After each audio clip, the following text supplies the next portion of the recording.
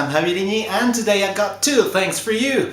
The first is a beer mail I received from Jakes Craft Brewing.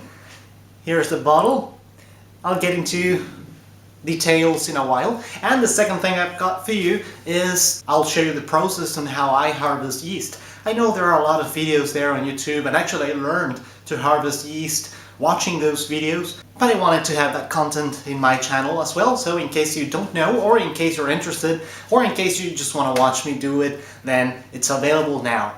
I was bottling the golden ale I brewed some weeks ago, and given that I used M36 Liberty Bale by Mangrove Jacks, and that's a yeast I love. I truly like that yeast. And also considering that the M42 has been out of stock 2 times when I tried to buy it, then I said, well, I better harvest some of that yeast in case they run out of that one as well. Which hopefully won't be the case, but one never knows. And since it's so easy, I just recorded it and I'll show you how it's done. So let's get to this. As I said, this was a very kind beer mail sent by Jake from Jakes Craft Brewing. I was really looking forward to trying this one because I've never tried a beer that has coconut in it. This one, as you can see, it's got a very nice artwork in the label. It's called Dirty Hoppage Coconut IPA. So, wow, just this wee bit of label already sells, but there's more. So it says here 5.2% ABV, brewed using a blend of the finest malts and grains, using Cascade, Galaxy, Mosaic and Simcoe hops, along with toasted coconut during the boil and again during the dry hop process, which gives this IPA a big tropical experience. I mean, wow, if I saw this in the supermarket just by reading that, I'd buy it. Let's crack it open! Actually, wow, that was a nice hiss. Whoop. It's a lively one. I was about to say that I don't review beers that I haven't brewed. I'll just tell you what I think about it. Also because I'm not an expert, you know, I'm not a judge or something. I'm just a guy who likes beers. So, well, wow. First off, you can see here, it's got more than a decent carbonation. The glass is full of bubbles and it's pretty consistent. So, yeah, my cell phone agrees with me.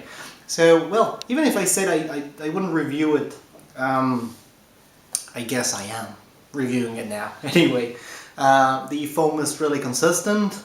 This is something I've been trying to work on because I've changed my mind with regards to the foam and the foam on beers. I normally like beers with no foam at all, but I have to recognize that it helps a lot to perceive better the flavors and the smell. So yeah, I changed my mind. It has a purpose, so I guess I finally understood it, and now I'm belonging to, not passionately, but now I belong to the group of people that like their beer with a little hit. This one, as I said, is really consistent. Let's give it a sniff. Wow. It smells like coconut. I can certainly smell Cascade, but that's because it's one of my favorite hops. I smell Cascade a lot, and coconut. I would say these two are the predominant smells here for me, the predominant aromas, in my opinion. Probably a little bit of Simcoe. Lovely color. I don't know, well, it says that you used some specialty grains. I guess you used probably Carafoam or Carapils to make the beer have this foamy consistency, which is nice. What did you do? It's pretty nice. It's awesome. Now let's dive in. Cheers.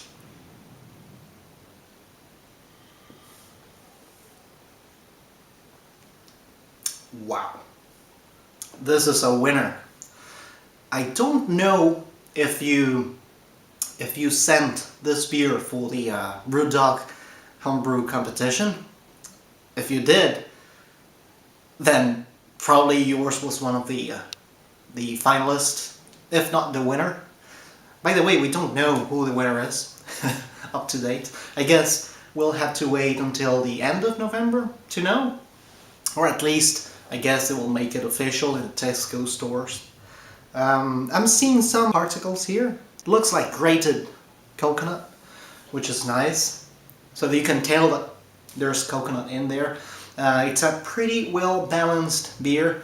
It's got the characteristic bitterness that I like in an IPA. For the non-IPA fans, this would be bitter beer. But in my case, in my opinion, this is beautiful. It's really, really, really a great beer. Great job, mate. What else can I tell you about this beer? The color is really nice. I've seen that you tend to get this type of orangey tones in your beers, which I find really, really beautiful. I don't know if you can see it well, but from my angle, it looks orangey and a little golden on the edges. It's beautiful. Beautiful beer. Look at that. This is a very well balanced IPA. It's got a solid body, as you can see. So yeah, this is a cracking beer. If I had to give it a score, 10 out of 10 for me. So let's travel in time. A couple of days ago, let's tune in the kitchen channel. Cheers! Alright, here we're in the kitchen. As you can see, today was bottling day. And here we have our protagonist. That's the yeast cake that remains normally in your fermentation vessel after you siphon out all of your beer. Also, as you can see here, I've got more or less 6 liters of water. You can use bottled water, or you can boil your water, as it was my case. I normally boil it for 10-15 minutes, and then I let it cool down to less than 25 degrees. So the first thing we're going to do is we're going to fill the fermentation vessel with the water we have in this spot. This amount is enough. So now we get our stirring spoon, which has been previously sanitized, and all we have to do is stir it, because part of the yeast cake is going to be attached to the bottom, and we want it all to be in suspension. Actually, that's the key for harvesting yeast. You want all your good yeast, healthy yeast, and well, living yeast to be in suspension, and then naturally all the trub and the remainings and some hops left over and dead yeast is gonna fall to the bottom. And now, well, this is the cool part. We don't have to do anything. We just have to wait. It's gonna be more or less 10 to 15 minutes until we start to see several layers. So I'll be back in 15 to 20 minutes. Cheers! Alright, and here we are, and as you can see here, here is the very thin layer I was talking about, the large darker layer, and the very dark layer here at the bottom. This is what we don't want, this is where the useful stuff is, and this is, well, basically water and beer. So now what I'm gonna do is I'm gonna pour this into these 4 bottles, which have been obviously sanitized. It is very important that everything is well sanitized, like over sanitized, and don't worry, you can never over sanitize anything.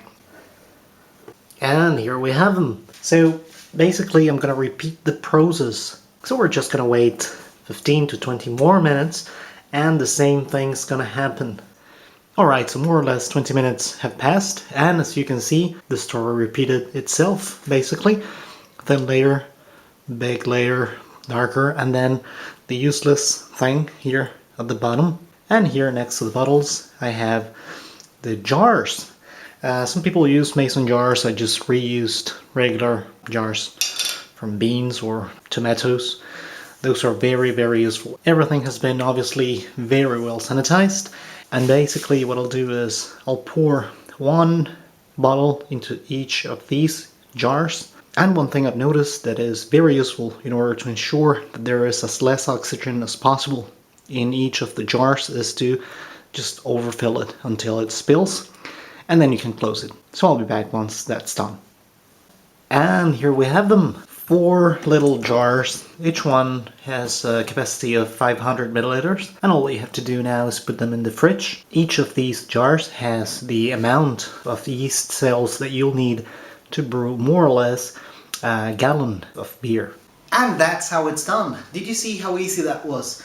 I would say that the only key matter to always take into account is to have everything over sanitized, like extremely sanitized. I've got a jar here. It's 3 or 4 days, and you can see how it has created considerable sediment. That's the yeast I'll be using for one of the next brews. This is more than enough for a 1 gallon batch, or even 8 liters batch, and I've got 4 of these. So you see, from half a packet of yeast you get enough yeast, harvested yeast, to be reused in 4 brews. So that's incredible. And the good thing is that after that you can reharvest your yeast. I've read that you shouldn't harvest your yeast more than 10 times, because that's when mutations start to happen, and well, your yeast is gonna create some off flavors. Only imagine this: if you do it 1 time, you get 4 jars. If you do it 2 times, you get 16 jars. So that's more than enough. 2 times is just more than enough for me, I guess.